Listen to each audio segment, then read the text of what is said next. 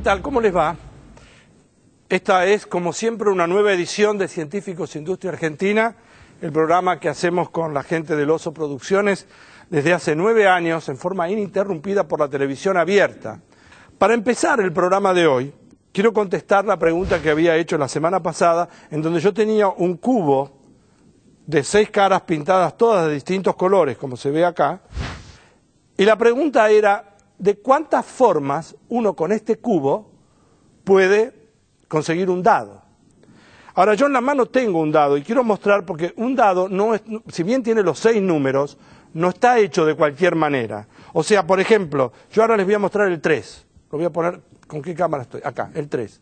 Del otro lado del 3, o sea, en la cara opuesta, tiene que haber un 4, porque la suma de esta cara y esta cara tiene que dar 7. O sea, efectivamente, como ustedes ven, hay un 4. Entonces quiero venir hasta acá al pizarrón. Entonces, para el primer número, vamos a establecer dónde voy a poner el número 1. El número 1 obviamente puede ir en cualquiera de las 6 caras. O sea, tengo 6 posibilidades para poner el número 1. Ya lo puse en alguna de las 6 caras. Tengo 6 alternativas. Pero una vez que puse el número 1, ya el número 6 queda determinado por el lugar en donde puse el 1. Si al 1 lo puse acá, entonces el 6 lo tengo que poner acá. Si el 1 lo puse en el rojo, entonces el 6 lo tengo que poner en el amarillo. O sea, el 1 va en pareja con el 6. O sea que al haber elegido una de estas 6 caras para el 1, automáticamente quedan determinadas la cara en la que va a ir pintado el dado número 6, el lugar número 6. Ahora me quedan entonces 4 caras desocupadas. Puedo elegir cualesquiera de las 4 para poner, por ejemplo, el 2. Entonces, para cualquiera de estas 6 hay 4 posibilidades para poner, digamos, el número 2. Entonces, una vez que pongo el número 2, también queda asociado el número 5. Porque cualquiera sea la cara que haya tocado para el 2, por ejemplo, esta roja, entonces del otro lado, en la amarilla, que es la opuesta, tiene que estar el número 5. O sea, quedan 4 posibilidades para el 2 y por lo tanto queda enganchado el 5. Y ya usé entonces 4 caras y me quedan 2 números por distribuir, el 3 y el 4. ¿Y cuántas caras posibles? Me quedan 2 caras posibles, o sea, quedan 2 posibilidades. Una vez que pongo el 3, se terminó porque el 4 va enganchado. O sea, las posibilidades son 6, perdón, acá hay un 2, porque quedan 2 caras posibles. Entonces queda 6 por 4 por 2, 6 por 4, 24, por 2, 48. Es decir, esencialmente hay 48 maneras de poder pintar un dado que cumpla con las reglas de ser un dado, cuando uno tiene los 6 dígitos y los quiere poner en un cubo que tiene 6 caras de colores distintos. Esto se llama Científicos Industria Argentina y empieza así. En el programa de hoy te contamos avances sorprendentes en nanotecnología. Nuestro científico invitado desarrolla una vacuna contra un parásito que afecta a miles de personas en el mundo. Se inauguró el Polo Científico Tecnológico.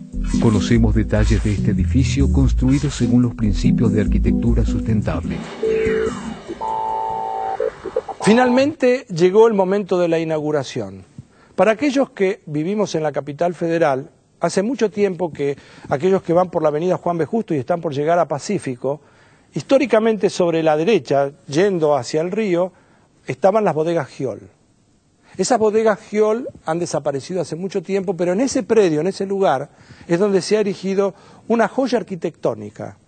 Es la sede del nuevo Ministerio de Ciencia, Tecnología e Innovación Productiva.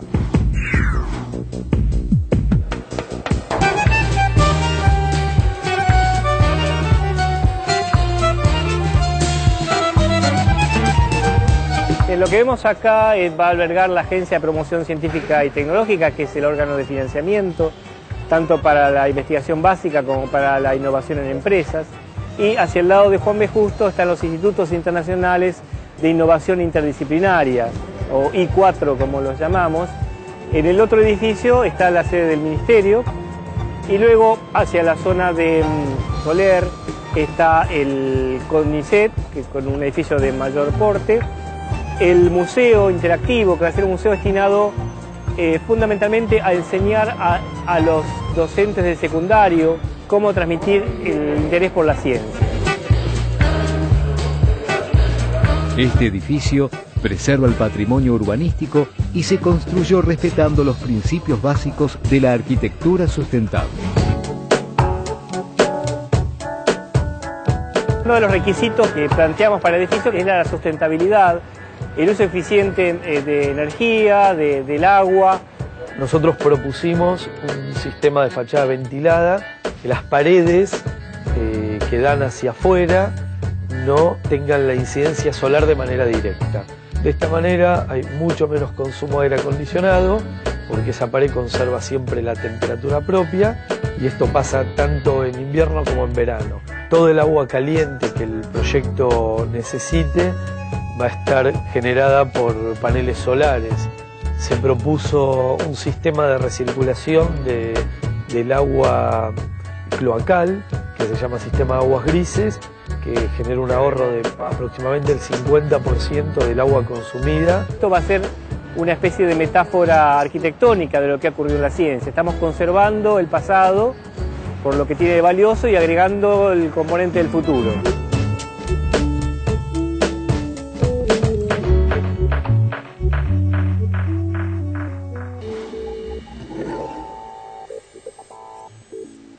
Ahora vamos a hablar con el doctor Hugo Luján.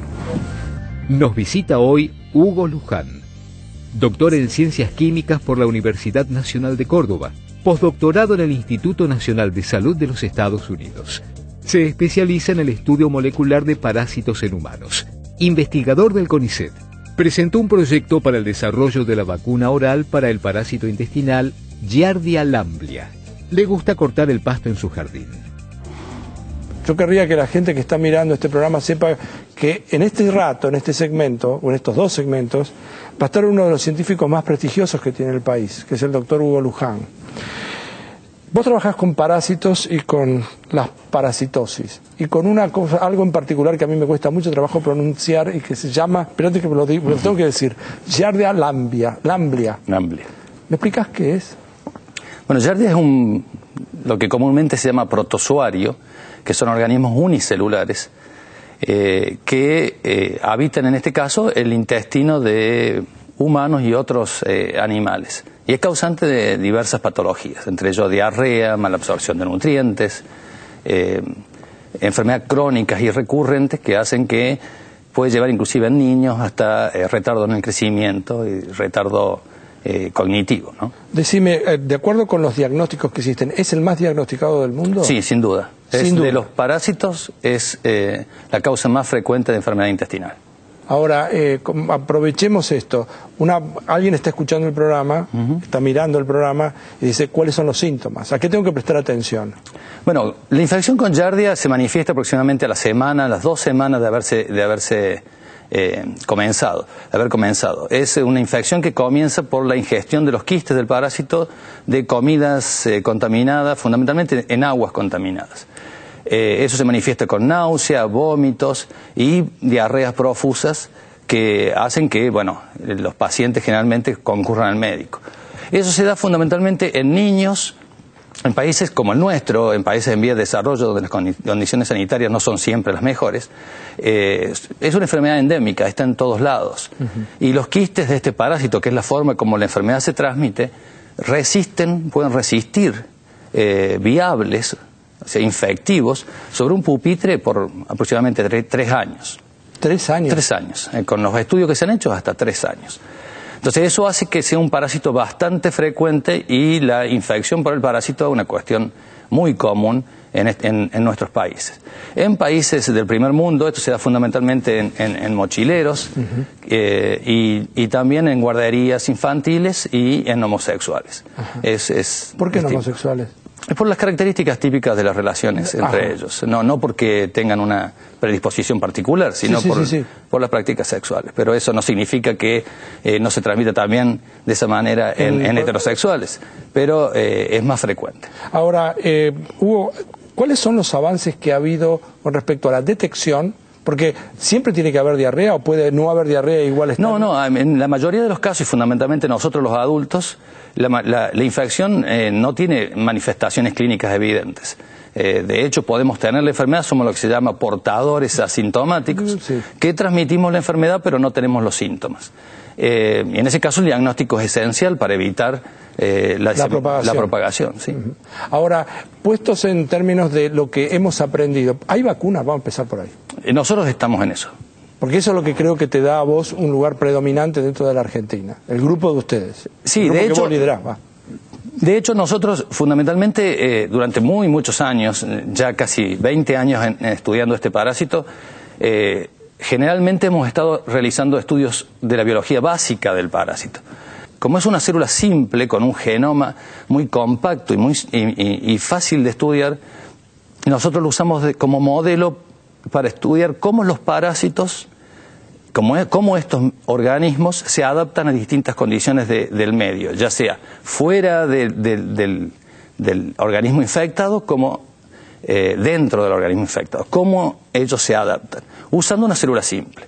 Entonces siempre hemos tratado de hacer estudios básicos, de calidad por supuesto, que nos permitan responder preguntas muy difíciles de responder en organismos más evolucionados. Ajá. Así comenzaron nuestros estudios. Nosotros estudiábamos cómo se transportan proteínas en una célula que carece de una organela fundamental, como es el aparato de Golgi, que es la que indica a la célula dónde tiene que transportar distintos componentes, puesto que Yardi carece de esta organela. Entonces, nosotros decimos cómo hace una célula simple para transportar componentes dentro de la célula, careciendo de la organela mágica que hace eso en las células. Entonces, tratamos de encontrar respuesta usando una célula simple. Y de hecho hemos logrado grandes avances por ese lado.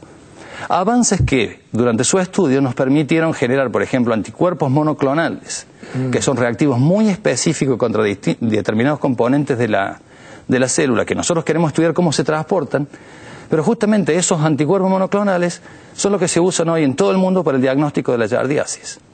Porque son tan específicos contra proteínas que tiene la pared del quiste de este parásito, que hoy han sido licenciados a muchas empresas alrededor del mundo que lo usan para un mejor diagnóstico de la enfermedad. Por el otro lado, como eso de estudiar cómo la célula se adapta tanto dentro como fuera del intestino, nos llevó a estudiar mecanismos de regulación génica, cuando un gen se expresa o no se expresa en este parásito, y esos estudios básicos nos llevaron a encontrar, a descubrir cuál era el mecanismo por el cual se regula lo que se llama variación antigénica, que es un proceso que tiene ciertos, desde mi punto de vista, muchos microorganismos patógenos para evadir la respuesta inmune. Entonces, estudiando los mecanismos básicos, una vez conocidos, nosotros los podemos manipular como queremos.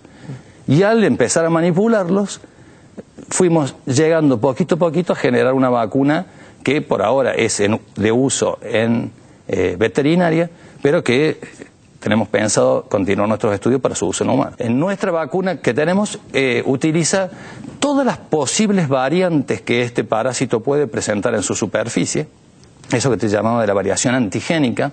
Ya tienen en su genoma 200 genes que expresan esas proteínas que los recubren, y es lo que el organismo ve, nuestro organismo ve, y le dispara una respuesta defensiva, y la célula los va cambiando, expresa uno solo y luego va cambiándolo por otro.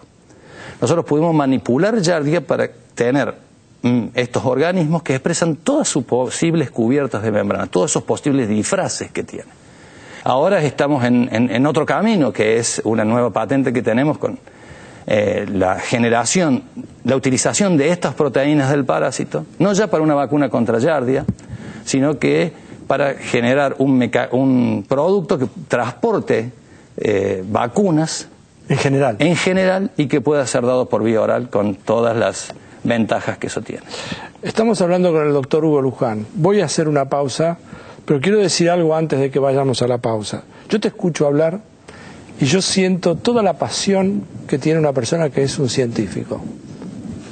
Naturalmente me atrapa, me interesa, me gusta, pero me gusta además toda la cadena de razonamientos, porque entonces pensamos esto que podría... O sea, es extraordinario. Esta es la parte de la seducción que la ciencia necesita tener en los medios de comunicación. No es solamente estar todos los días haciendo como clavando un clavo, lo cual no tiene nada de malo, solo que las estrategias, ir por acá, la frustración, se puede, no se puede, esto no camina, tengo que pensar en el futuro. Hay la tecnología nueva que se incorpora, de la cual vamos a hablar dentro de un rato. Pero quiero decir, esto esto es esencialmente hacer ciencia. Por eso, porque una persona puede tener esta pasión para poder comunicar, es que existen programas como este para poder comunicar lo que hacen los científicos. Ahora volvemos.